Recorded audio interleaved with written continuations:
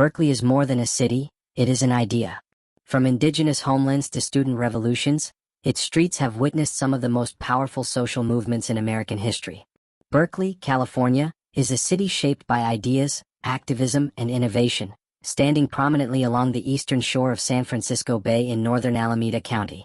Its story is deeply connected to philosophy, education, and social change, making it one of the most influential cities in American history. Named after the 18th-century Anglo-Irish philosopher and Bishop George Berkeley, the city reflects its namesake's legacy of intellectual curiosity. Berkeley borders Oakland and Emeryville to the south, Albany and the community of Kensington to the north, while its eastern edge rises into the Berkeley Hills along the boundary with Contra Costa County. This unique geography has long influenced the city's development, culture, and identity. According to the 2020 census, Berkeley is home to over 124,000 residents, but its global influence far exceeds its population size. At the heart of the city lies the University of California, Berkeley, the oldest campus in the University of California system. Since its founding in 1868, UC Berkeley has played a central role in shaping the city's history, attracting scholars, scientists, and political thinkers from around the world. Berkeley is also home to the Lawrence Berkeley National Laboratory, a major center for scientific research and innovation, as well as the Graduate Theological Union, one of the largest and most respected religious studies institutions in the world. These institutions have helped establish Berkeley as a global center for education, research, and debate. Over time, Berkeley has gained a reputation as one of the most socially progressive cities in the United States. From its role in the free speech movement of the 1960s to its long-standing traditions of political activism and cultural experimentation, the city has consistently stood at the forefront of social and intellectual change. The history of Berkeley, California, is not just the story of a city, but the story of ideas that challenged authority, reshaped education, and influenced movements far beyond the Bay Area. It is a place where history, philosophy, and activism continue to intersect, leaving a lasting mark on American society. Indigenous history of Berkeley, California. Long before Berkeley became a center of higher learning and political activism, the land was home to indigenous communities whose presence shaped the region for thousands of years. The area that is now the city of Berkeley lay within the traditional territory of the Chochenyo, also known as the Hutchin, a subgroup of the Ohlone people who inhabited much of the eastern shore of San Francisco Bay. When the first Europeans arrived in the region, the Chochenyo Ohlone maintained a deep connection to the land and its natural resources. Evidence of their long-standing presence can still be found throughout Berkeley. In the surrounding hills and rock formations, archaeologists have identified bedrock mortars, shallow pits carved into stone, used to grind acorns, wildflower seeds, grass seeds, and other staple foods. These grinding sites reflect a complex food system that supported sustainable living over generations.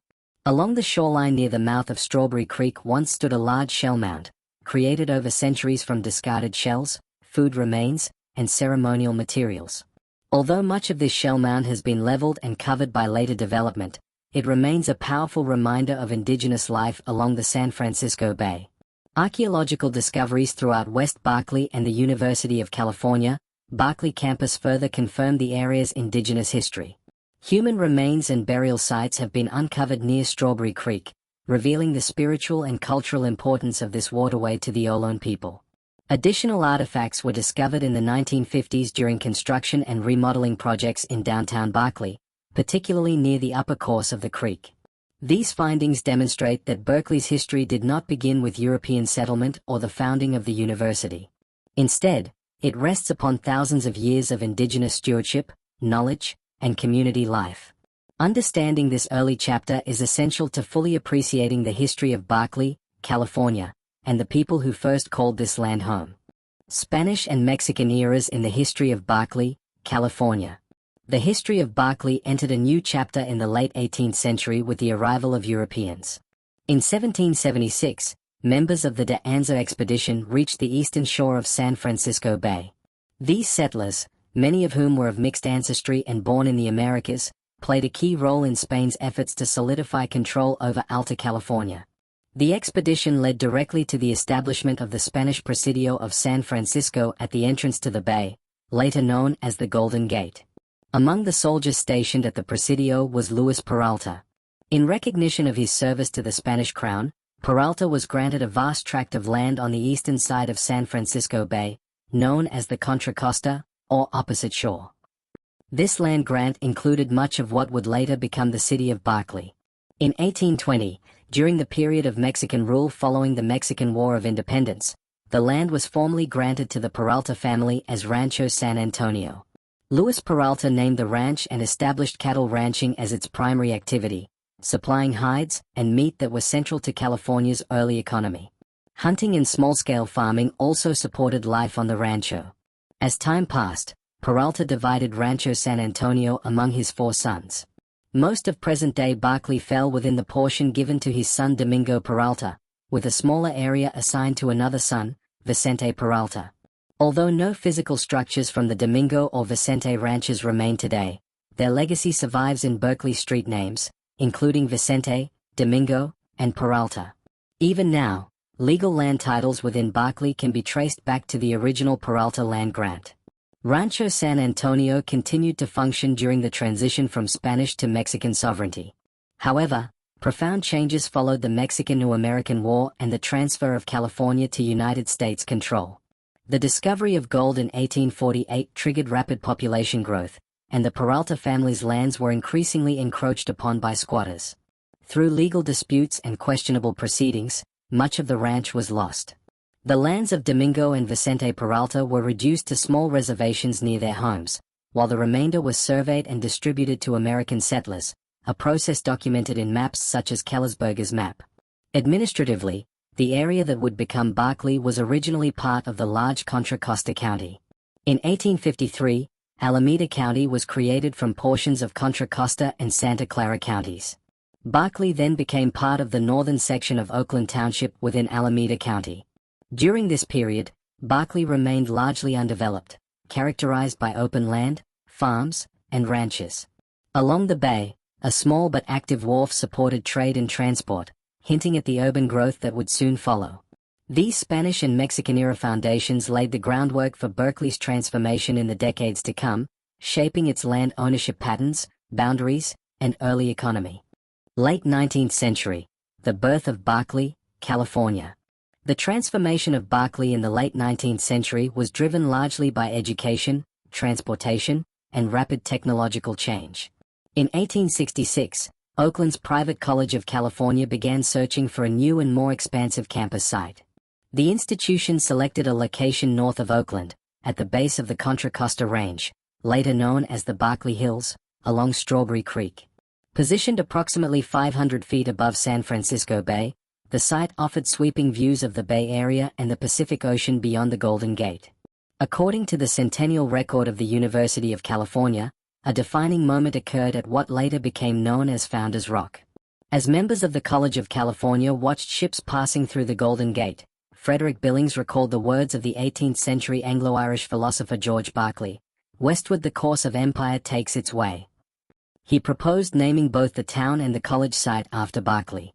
Although the philosopher's name was traditionally pronounced Berkeley, the Americanized pronunciation Berkeley became standard for the city. To finance the new campus, the College of California's College Homestead Association planned to sell surrounding parcels of land. Streets were laid out in a grid that would later form the foundation of Berkeley's modern street plan. Despite these efforts, the project struggled financially, leading to a partnership with the state of California. In 1868, this collaboration resulted in the creation of the Public University of California, marking a turning point in Berkeley's history. As construction of the university began, residential development expanded around the campus. At the same time, a separate settlement known as Ocean View emerged near the bay, centered around a busy wharf. This area included homes, saloons, and industrial activity, reflecting a more working-class character. Transportation links quickly followed. A horse-drawn streetcar connected Temescal in Oakland to the university campus along what is now Telegraph Avenue, and Berkeley's first post office opened in 1872. The arrival of the railroad further accelerated Berkeley's growth. By the 1870s, the Transcontinental Railroad had reached Oakland. In 1876, the Central Pacific Railroad constructed the Berkeley Branch Railroad, linking Shellmound, now part of Emeryville, to what is today downtown Berkeley.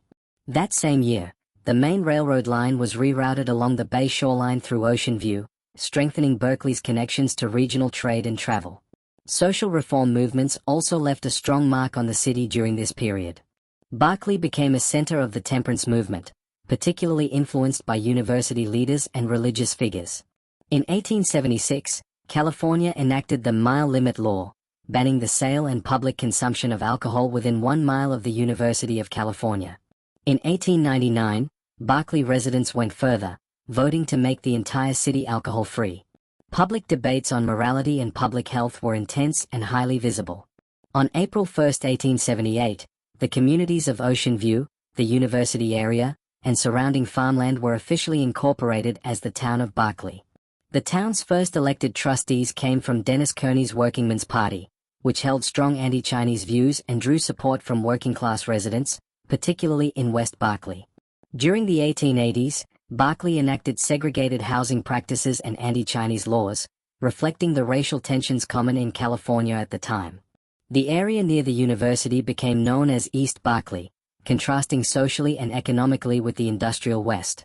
The influence of the university helped usher Berkeley rapidly into the modern age. By 1888, electric lighting and telephone service were already in use. Horse-drawn streetcars were soon replaced by electric streetcars, symbolizing the city's swift embrace of new technology. These developments marked Berkeley's transition from a rural settlement into a modern, urbanizing city, setting the stage for its emergence as a major intellectual and cultural center in California. Early 20th century, Berkeley enters the modern era. At the dawn of the 20th century, Berkeley was still growing at a measured pace. That changed dramatically in 1906, when the Great San Francisco earthquake reshaped the entire Bay Area. While Berkeley and much of the East Bay escaped major structural damage, the disaster transformed the city almost overnight. Thousands of refugees crossed the bay seeking safety, permanently altering Berkeley's population and cultural life. Among those who relocated were many of San Francisco's painters and sculptors. Between 1907 and 1911, Berkeley became home to one of the largest and most vibrant art colonies west of Chicago. Artists established studios, clubs, and exhibitions, turning the city into a major creative center. Artist and critic Jenny V. Cannon later chronicled this period, describing the founding of the Berkeley Art Association and the rivalries that emerged among competing art groups. Berkeley's institutional growth continued alongside its cultural expansion. In 1904, the city's first hospitals were founded. The Alta Bates Sanatorium, established by nurse Alta Bates on Walnut Street, focused on care for women and children and later evolved into today's Alta Bates Summit Medical Center. That same year, the Roosevelt Hospital, later known as Herrick Hospital, was founded at Dwight Way and Milvire Street, strengthening Berkeley's role as a regional medical center. In 1908, Berkeley briefly became the focus of statewide political attention when a referendum proposed relocating California's state capital to the city. The proposal was defeated by approximately 33,000 votes, but its legacy remains visible. Streets near the intended capital site were named after California counties, names that are still used today. The following year, on March 4, 1909, Berkeley adopted a new city charter. With state approval, the town of Berkeley officially became the city of Berkeley, reflecting its rapid growth and increasing prominence. The city continued to expand through the 1910s and 1920s, though this progress was not without controversy. In 1916, Berkeley implemented single-family zoning regulations, a policy now widely recognized as one of the earliest examples of exclusionary zoning in the United States. These laws were designed in part to restrict minority populations from living in predominantly white neighborhoods. The impact of this policy persisted for decades, shaping Berkeley's housing patterns well into the 21st century. Although zoning reforms began in the 2020s, the legacy of these early decisions remains a critical part of Berkeley's history. Disaster struck again on September 17, 1923, when a massive fire swept down from the Berkeley Hills toward the university campus and downtown. Approximately 640 buildings were destroyed before a late afternoon sea breeze halted the flames, allowing firefighters to contain the blaze. The fire left a lasting imprint on the city's architecture and emergency planning. Berkeley's next major population surge came during World War II. The Bay Area became a hub of wartime industry, particularly shipbuilding at the Kaiser shipyards in nearby Richmond. Thousands of workers moved into the region, fueling housing demand and economic growth. Although some residents left Berkeley during this time, the city played a quiet but critical role in the war effort. UC Berkeley professor and resident J. Robert Oppenheimer emerged as a central figure in the Manhattan Project, helping shape the outcome of the war. During this period, the U.S. Army also temporarily established Camp Ashby within Berkeley. In 1949, Berkeley's global scientific significance was permanently cemented when the chemical element berkelium was synthesized using the 60-inch cyclotron at the University of California, Berkeley. Named in honor of the university, berkelium placed the city's name on the periodic table, symbolizing Berkeley's enduring influence in science, education, and research. By the mid-20th century, Berkeley had fully entered the modern era, shaped by disaster, innovation, war, and reform, setting the stage for its later role as a center of political activism, social change, and intellectual leadership. 1940s, 1960s, activism, social change, and national attention. During the 1940s, Berkeley experienced important demographic and social changes. As part of the broader Great Migration during and after World War II, many African Americans moved to Berkeley in search of industrial employment and greater opportunity in the Bay Area. By 1950, census data showed Berkeley's population to be approximately 11.7% black and 84.6% white, reflecting shifts that would influence the city's social and political dynamics for decades. In the years following World War II, Berkeley grew steadily, but tensions were building, particularly on the University of California, Berkeley campus. During the early 1950s, the nationwide climate of fear associated with McCarthyism reached the university. Faculty members were required to sign a loyalty oath affirming that they were not affiliated with subversive organizations. Many professors refused, arguing that the oath violated principles of academic freedom and freedom of thought. The controversy drew national attention and reinforced Berkeley's emerging reputation as a center of political debate. Activism intensified as the decade progressed. In 1960, the House Un-American Activities Committee held hearings in San Francisco to investigate alleged communist influence in the Bay Area. These hearings were met with protests, including significant participation from Berkeley students. At the same time, students from the university became increasingly involved in the civil rights movement, participating in demonstrations and voter registration efforts across the United States. A defining moment came in 1964, when the university administration banned the distribution of political literature on campus. The policy sparked widespread student protests that became known as the free speech movement. Thousands of students demanded the right to engage in political expression, transforming the campus into a national symbol of student activism. As the Vietnam War escalated, Berkeley became a major center of anti-war organizing, particularly through groups such as the Vietnam Day Committee. By the mid to late 1960s, Berkeley was strongly associated with the sweeping social changes and political unrest of the era. Telegraph Avenue, in particular, became a focal point for the counterculture movement. While many participants in the hippie movement were not university students, Berkeley's political radicalism and youth culture frequently overlapped, creating an atmosphere of intense social experimentation between 1967 and 1969. One of the most iconic conflicts of the period centered on a vacant parcel of university-owned land south of the main campus. Activists occupied the site, transforming it into what became known as People's Park. The dispute over the land escalated into violent confrontations and led to the deployment of the California National Guard to Berkeley by Governor Ronald Reagan. For over a month, the city remained under a visible military presence. Ultimately, the land was left undeveloped, and People's Park remains a symbol of Berkeley's protest era. A related outcome of this activism was the creation of People's Park Annex, later renamed Ohlone Park. Located along Hearst Avenue above underground Bay Area rapid transit construction, the land had originally been slated for development. Instead, it was turned over to the city and preserved as public open space. By the mid-1970s, the intensity of large-scale protests in Berkeley declined, particularly after the end of the Vietnam War in 1975. Although the 1960s marked the peak of Berkeley's national prominence as a center of activism, the political identity forged during that era endured. Berkeley remained one of the most consistently democratic cities in the United States, with its legacy of civic engagement and political debate continuing to shape its character. After the 1960s, housing, politics, and a changing city. In the decades following the 1960s, Berkeley entered a period defined by intense political engagement, restrictive housing policy, and ongoing social change. In response to rapid growth and rising concerns about development, the city effectively banned most new housing construction, particularly apartment buildings. These policies profoundly shaped Berkeley's urban landscape and housing market for generations. As enrollment at the University of California, Berkeley continued to increase. Older buildings, especially near the campus and downtown, were replaced with larger apartment structures. The university also sought to redevelop areas such as Southside, including renewed interest in People's Park. In response, preservation advocates mobilized. Voters approved the Neighborhood Protection Ordinance in 1973, followed by the Landmarks Preservation Ordinance in 1974. Together, these measures sharply limited new construction across much of the city. Housing costs continued to rise, and in 1980 Berkeley voters enacted rent control and vacancy control.